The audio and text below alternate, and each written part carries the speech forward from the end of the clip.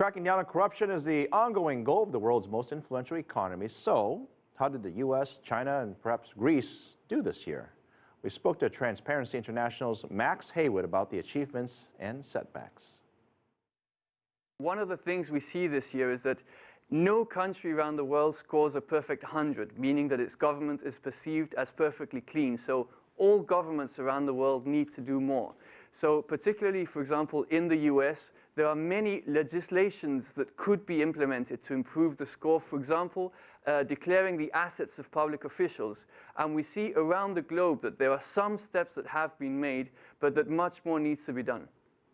China and India did not have any significant improvements. Those are areas that a lot of critics have said that there needs to be significant improvement for those economies to move forward and ultimately the global economy.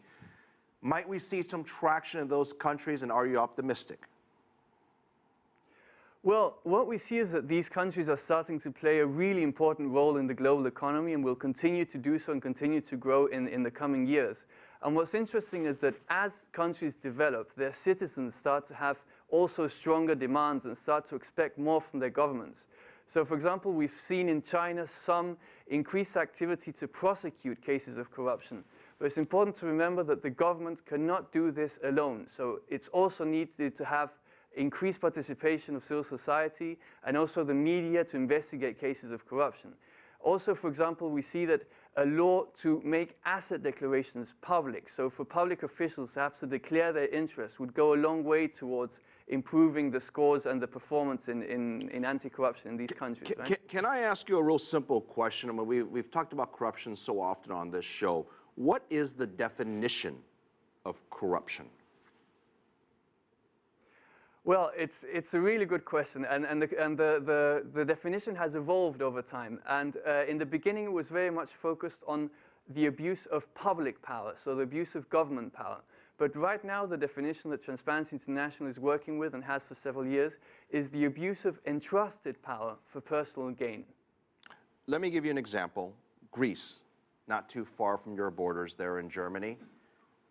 One of the worst in the EU, if not the worst, most corrupted place. Now, my question is it because the economy is in the tank that there is corruption, or is it because there is corruption that the economy is now in the tank?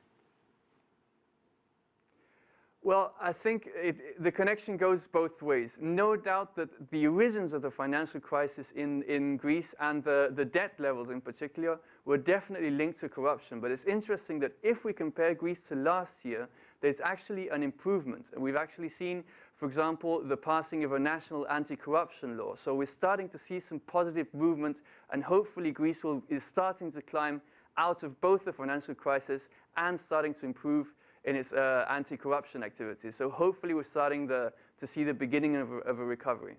You mentioned this earlier, that more transparency is needed, more fairness is needed among government officials, the public, and corporations. Now, I'd imagine that there's been a lot of talk about this, and you and I have talked about this at length on other topics related to corruption. There's been a lot of talk, and thus far, still not enough action. Is there the political will around the world from politicians and corporate leaders to stamp out corruption going forward? Well, in this last year, we've seen a lot of talk and a lot of positive commitments. For example, in the context of the G20, in the context of the World Economic Forum, we've seen business leaders and we've seen political leaders really making commitments to their citizens globally that they will take action. So absolutely, what we'd expect right now is to see more action, more implementation, and above all, more enforcement of laws. So we see that many laws have been put in place over the last 20 years, but maybe we need to see more action in actually making those laws work. Now, I'm going to give you a unique argument here on the other side of the coin, and that is, some might say that we've had corruption throughout the history of the world, even before money was ever printed. So some may argue, so what, there's corruption, big deal, the world keeps going around, economies continue to grow, and there doesn't seem to be a big problem. Why is corruption so bad to begin with?